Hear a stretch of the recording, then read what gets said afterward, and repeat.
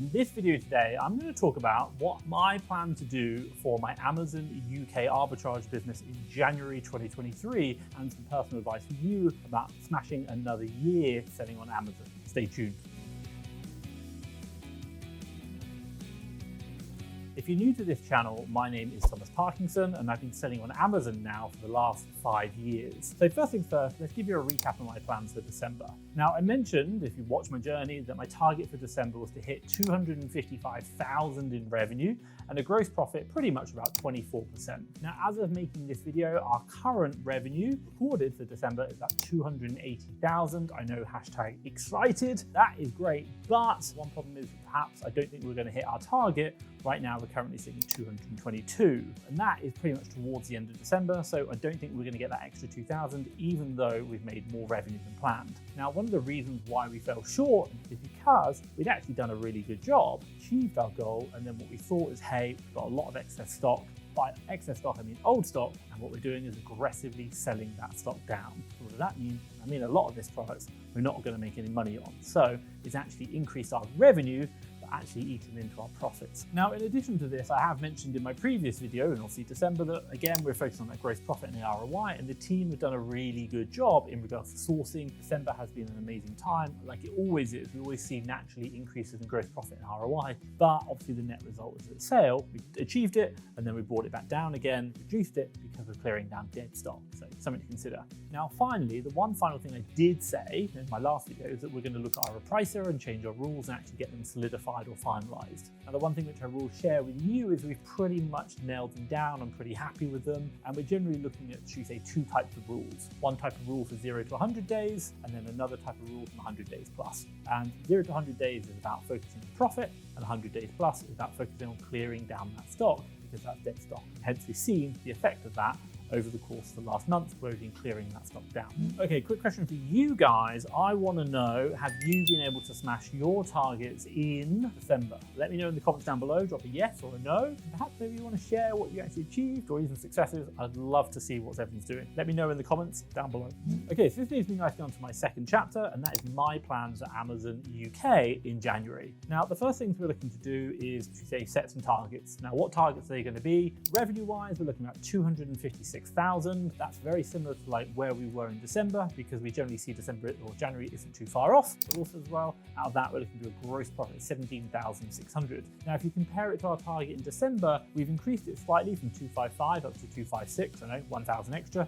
But also as well, decreased our gross profit target from 24 down to 17.6. Why? Well, every month is different, and we generally see that December is a higher profit month, whereas January has a lot more sales. But also as well, one thing we're considering is that we are going to be clearing down a lot of our old aging stock, and that is probably going to increase revenue but decrease profitability, just because we've seen we've got a much higher than what we want it to be, and that's going to impact that, should we say, gross profit margin. Now, the second thing that we're going to do on my list is clarity in regards to the reporting on a monthly basis. Now, what do I mean by that? Well, quite simply is that we get really good accurate reports at what we're doing, but we do want to fix some variances in them. And what do I mean? Well, quite simply is we have our numbers in SDK, but then also as well we have our numbers in Xero. And SDK reports on sales, whereas Xero reports on variances in cost of goods versus the sales. And you'll probably understand that if you know what I mean, but when we look at our SDK numbers versus our Xero numbers, they're still not where we want them to be. And we'd always accept there's a variance, but we need to make sure that the variance isn't too big. And right now, it's a variance I'm not happy with,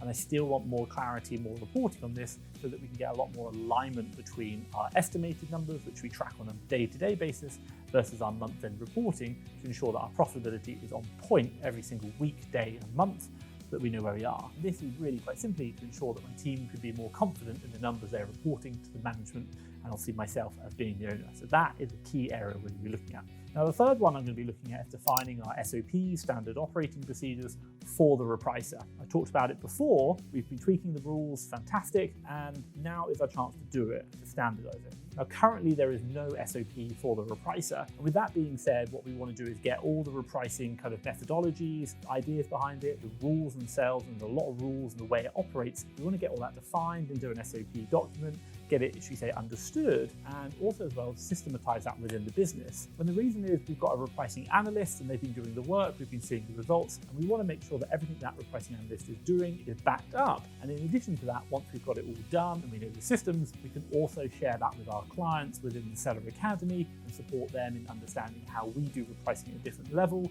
understand the changes in our repricing and how that's actually affected ROI and aging stock. So certainly something to consider there, and I'm looking forward to processing or systematizing the business there. Now, you might have just noticed I mentioned about the Seller Academy. Now, if you don't know, the Seller Academy is whereby I, should we say, take on 20 people at certain times throughout the year, and I support them in sharing everything that I've learned in my business to help them grow their business and outsource it. We share all my SOPs, we even share access to my team, my sources, my repricers, my analysts, my, should we say, admin team, and myself every single week in group calls. And what we're trying to do is support them in understanding my framework and implementing it within their business. Right now, we have people who've just got started, but also as well, 7-figure Amazon sellers who are teaching all the methodologies that I've learned, not only from my own business, but also from other people, and also as well supporting them in getting their business where it needs to be so they can become more profitable, grow the revenue, and do it in less time. That's something so important. It's all about leveraging other people's time, other people's money, and other people's networks and their knowledge, using my knowledge to help you grow your business. If you're interested in learning more about Seller Academy and perhaps want to be considered when we reopen again, have a look at the link down below, fasttrackfba.com/seller. You'll see more information about it, and you can book a call with my team and find out more. Now, this leads me nicely onto my third chapter, which is quite simply my personal advice for you thinking about January. As we enter another year and going into Amazon 2023, the one thing I'd really think about is taking some time out just to reflect on how did Q4 go. Really, Q4 is one of the best times of year, and for me, I want to go travel, I want to see more of the world, and it's something that I'm certainly doing in January, and I'm really looking forward to meeting my team in Manila. Not only that, also as well, sitting on some planes, reflecting on what went well, what didn't, what do I want to change. So make sure you reflect on that.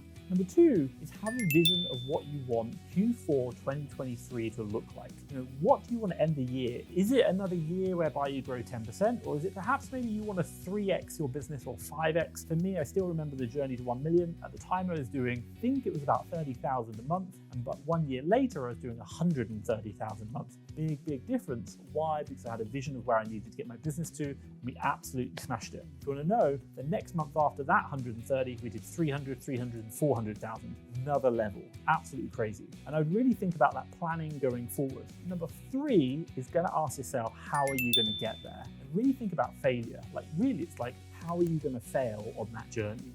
And your idea is to try and solve all the failure problems, and likely it's going to be you. Maybe you don't have the motivation, maybe you don't have the knowledge, maybe you don't have the systems, maybe you don't have the processes or the people in your teams to bring it to life. And that's where you want to find people around you, network, maybe join communities, maybe join something like the Fast Track FBA Seller Academy that's going to support you in taking your business to the next level. And how you can make sure it's not just a wish, it's actually going to be a reality, not even a reality, it's going to become a certainty. Like, how can you guarantee that growth in 2023? And I think for you, really plan that out. Plan out the whole 2023, like where you want to be at the end, and then break it down into the 12 months. Give yourself targets, goals, and objectives to achieve. Make that happen. One thing I did last year in 2022, I said I wanted to travel more, but I wanted to network with more people. I've met so many amazing people in 2022, but my business has changed dramatically. My mindset has changed even more so. And the net result is that we're in a place we've never been before, and also I've learned so much. And I'm so excited about 2023, and I'm going to continue that network and continue learning from other people. Also as well, continue to pay access to people who can tell me the answers that I need to know to take my business to the next level.